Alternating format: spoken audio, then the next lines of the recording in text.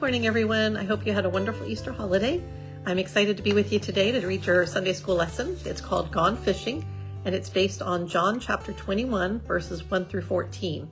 And this is a story about what happened when they went to the tomb and found Jesus alive, and then how he interacted with some people after that. So after Jesus died, some of the women who were his friends went to the tomb and found it was empty. Jesus was alive. He spoke with Mary and then with the disciples. There were other stories too about people who had seen him and talked to him. This is one of those stories when Jesus appeared to his friends, not dead, but alive.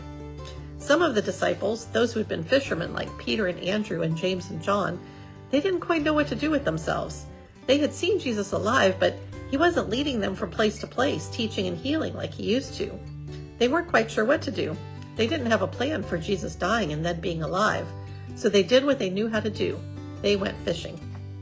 They fished all night long, but they didn't catch a single fish. Has that ever happened to you? I loved fishing with my dad, but sometimes we'd be out there for like 2 hours and we wouldn't catch any fish. And other times we went out and we caught a lot of fish. So this is one of the days where the disciples went fishing and there was just not a fish to be had. So they didn't catch a fish, not one little fish. Just as the sun rose, Jesus was standing on the beach, but the disciples didn't know it was him. Maybe the sun was in their eyes, or there was early morning fog and it kind of made it hard to see. Then Jesus asked them what they were doing, pointing out that they didn't have any fish. They said, "We agree, no fish."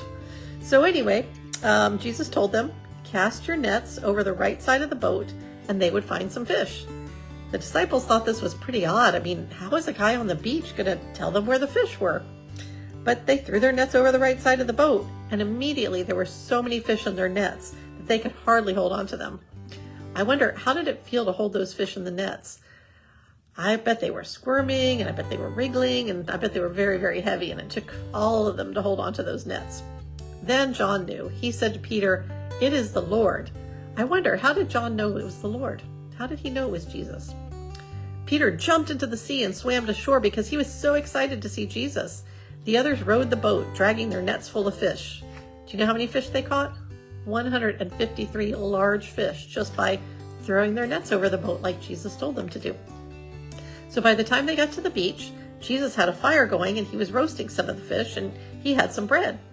Jesus called to them to bring the fish they caught too. He said, "Come, I've made you breakfast." Fish and bread, this all seemed familiar. They didn't need to ask who this was right in front of them. They knew it was Jesus, baking bread and feeding them, just like he always had. Can you think about some other stories where Jesus fed people, fish and bread? I bet if you think about it, you'll think of some other times before Jesus died that he was feeding a lot of people when he was out teaching and preaching. I hope you guys have a great Sunday and enjoyed the lesson. Have a great day, and if you get a chance, I hope you go fishing over the summer. Hope you catch a lot.